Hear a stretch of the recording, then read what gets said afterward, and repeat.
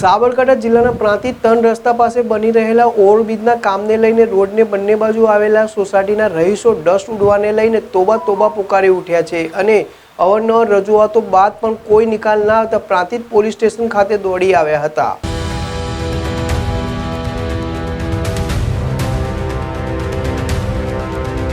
Prantij national highway 8 ઉપર છેલ્લા 4 વર્ષથી 6 લાઇન કામને લઈને ઓવરબ્રિજનું નિર્માણ થઈ રહ્યું છે, તો અહીંથી રાત્રે અને દિવસ દરમિયાન વાહનો દોડતા હોય ધૂળની ડમરે ઉડે છે અને જેને લઈને રોડની બંને બાજુએ આવેલી સોસાયટીઓ તથા ખેડૂતો ત્રાહિમામ પોકારી ઉઠ્યા છે।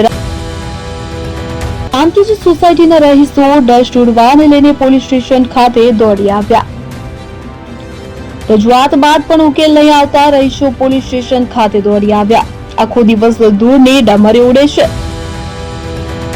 આ દિવસ વાહનો દોડતા રોડ ઉપરથી ધૂળની ડમરી ઉડતા સોસાયટીના રહીશો ત્રાહિમામ પોકારી ઉઠ્યા છે। મકાનના બારી બારણા રાત દિવસ બંધ રાખવાનો વારો આવ્યો છે તો પણ મકાનમાં ધૂળ જ ધૂળ થઈ જાય છે। આખો દિવસ ધૂળની ડમરીઓ ઉડ્યા કરે છે અને રહીશોના સ્વાસ્થ્ય માટે હાનિકારક હોય આ વિસ્તારના રહીશોને અવરજવર અને અવારનવાર શરદી ઉધરસ સહિત નાની મોટી બીમારીઓના શિકાર બન્યા છે। ત્યારે આવેલ ખેતીની જમીન હોય કે ત્યાં પણ જે પાક તૈયાર થયો હોય તો વાવેલ પાક જે ધૂળના કારણે દેખાતો નથી કે નિષ્ફળ જાય છે। સોસાયટીના રહીશોના સ્વાસ્થ્ય પર અસર, રોડ ઉપર રહેલ ખેતરોમાં પણ પાક નિષ્ફળ।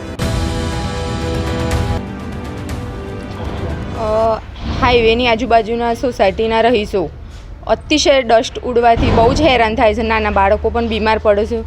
આથી કંટાળીને અમે પોલીસ સ્ટેશન રજૂઆત કરવા ગયા હતા તો પોલીસે અમને 2 દિવસની બાહેધરી આપી છે કે 2 દિવસ અમે રાહ જુઓ, અમે કોન્ટ્રાક્ટર જોડે વાત કરીએ છીએ, પણ જો 2 દિવસ પછી કંઈ એક્શન લેવામાં નહીં આવે, રોડ નહીં બને તો અમે સોસાયટીની બધી મહિલાઓ ભેગી થઈ અને રોડ બ્લોક કરવાના છીએ।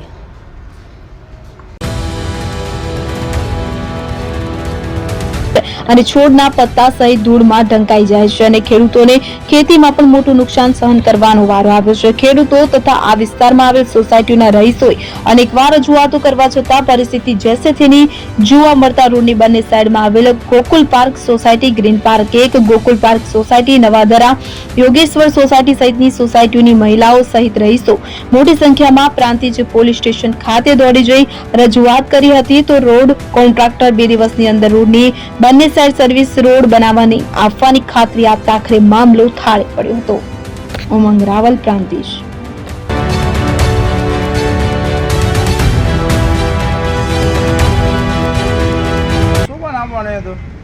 હા, જો ને સવારે 1 મહિનાથી આ બધું ચાલુ છે।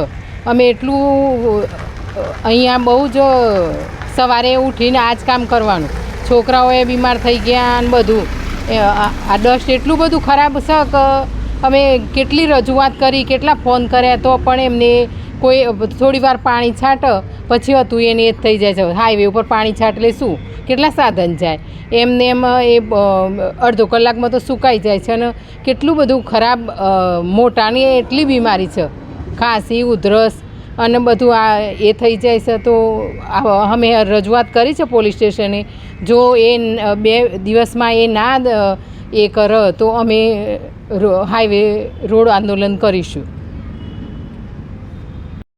છે છતાંય અમને જવાબ આપતા નથી કે એકબીજાના નંબર આપે છે કે આમને વાત કરો, આમને વાત કરો, કોઈ એક્શન લેતા નથી। પાણી છંટાય છે પણ સાંજે 10, 10:30 અને રાત્રે બહુ ડસ્ટ ઉડે છે। મારા 3.5 વર્ષનું બાળક છે ને 3 મહિનાથી સતત ગળામાં ઇન્ફેક્શન રહે છે ધૂળના કારણે। આજે રજૂઆત કરવા તો શું કીધું સરે? પોલીસ સરે એમ કીધું છે કે 2 દિવસ રાહ જુઓ, પછી કોન્ટ્રાક્ટર જોડે વાત કરીશું, પછી તમે આગળ એક્શન લઈ।